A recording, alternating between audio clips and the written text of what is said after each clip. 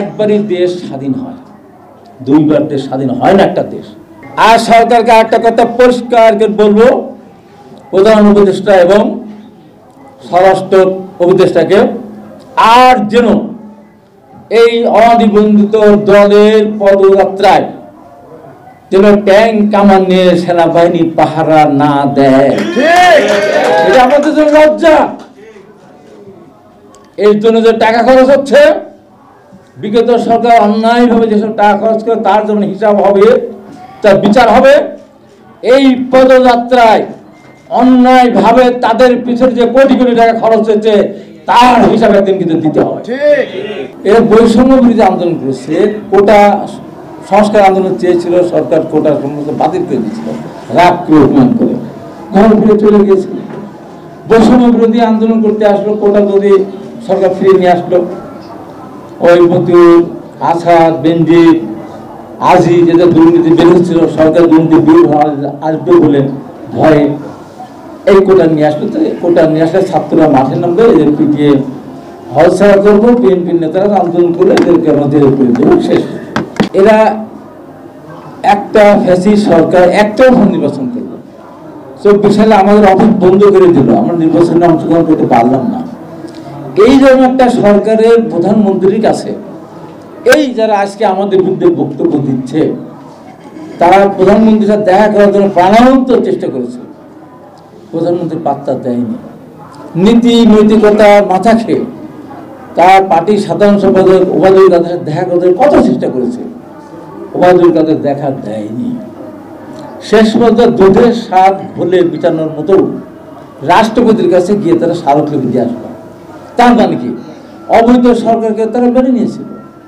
18 সালে যখন নির্বাচন হয়েছিল একবারও বলেনি তো এই নির্বাচন আমরা চাইনি, দিনের ভোর রাতে হয়েছে, আমরা তো এটা মানি না। 24 নির্বাচনের পর কিন্তু মিছিল করেনি, এই নির্বাচন আমরা মানি না, এই দেশ আমরা চাই না। তারা সরকার পতনই চায়নি। একটা পর্যায়ে দেশের মানুষ বিগত সরকারের উপরে ক্ষিপ্ত হয়েছিল, গুম খুন রাহাজানি, ভোটারবিহীন নির্বাচন, দ্রব্যমূল্যের ঊর্ধ্বগতি সবকিছু মিলে মানুষ সরকারের পতন দিয়েছে। সেটা একটা সুযোগ এসেছে, সবাই মিলে সেখানে অংশগ্রহণ করেছে। আজকে হিসাব করে দেখতে গেলে আমরা যারা ছাত্র আন্দোলন ওই সময় নেতৃত্ব দিয়েছিলাম, দুই ভাই থেকে শুরু করে শিরিন সুলতানা যারা আছেন, আমরা একজনকে বলতে পারবো যে আমরা আহত হইনি। প্রত্যেকের সাথে সময় আমরা হাসপাতালে গেছি, প্রায় প্রত্যেকেই। এরা কবে হাসপাতালে গেছে, এরা কবে জেলে গেল, এরা কবে রিমান্ডে গেল, এরা কবে ইলেকট্রিক শক খেলো, এরা কবে টিয়ারশেল খেলো। হঠাৎ করে এসে তারা এখানে আন্দোলনের বৈষম্য আন্দোলন করেছে, সারা সফল হয়েছে। তারপরে আমরা তাদেরকে সম্মান করি, স্নেহ করি, আশীর্বাদ করি। কিন্তু কি শুরু করেছে?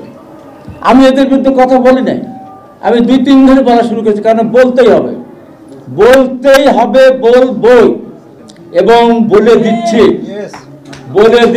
আর যদি জিয়া রহমানের নামে সমালোচনা শুনি, আর যদি শুনি 3-এর 4 কাওয়া তারেক রহমানকে হওয়া নাকি যেন একটা বলে, আর যদি বলে হাসিনা গেছে যে পথে তারেক যাবে সে পথে, চাঁদা উড়ে পল্টনে চলে যায় লন্ডনে, খবরদার, সাবধান করে দিচ্ছে। কিন্তু আমার বলে কি, চাঁদাবাজদের মার্কা ধানের শীষ মার্কা, মানে বিএনপি উদ্দেশ্যে বলে।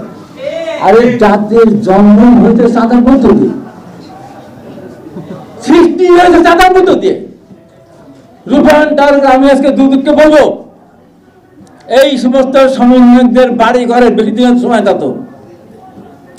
1 বছর আগে এদের বাড়ি ঘরের কি অবস্থা ছিল, এখন কি হয়েছে, এদের হাতে কোন মোবাইল ছিল, এখন কোন মোবাইলের ব্যবহার করে।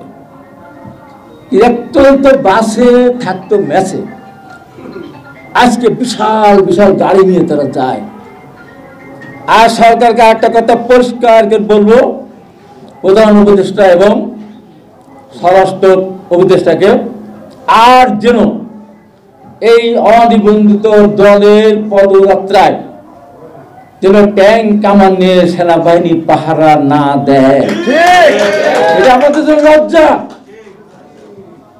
এর জন্য যে টাকা খরচ হচ্ছে, বিগত সরকার অন্যায়ভাবে যেসব টাকা খরচ করে তার জন্য হিসাব হবে, তার বিচার হবে।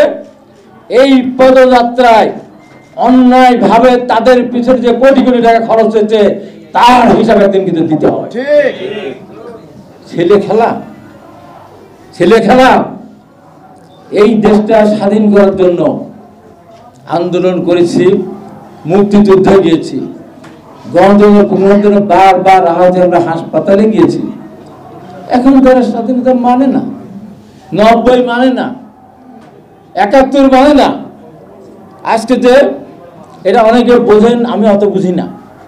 এই যে জুলাই সনদ, এই জুলাই সনদ রাষ্ট্রীয় স্বীকৃতি দেওয়া যাবে, তাহলে তো আমাদের 90 সালে তো রাষ্ট্রীয় স্বীকৃতি দেওয়া উচিত ছিল, আমাদের তো চাইনি।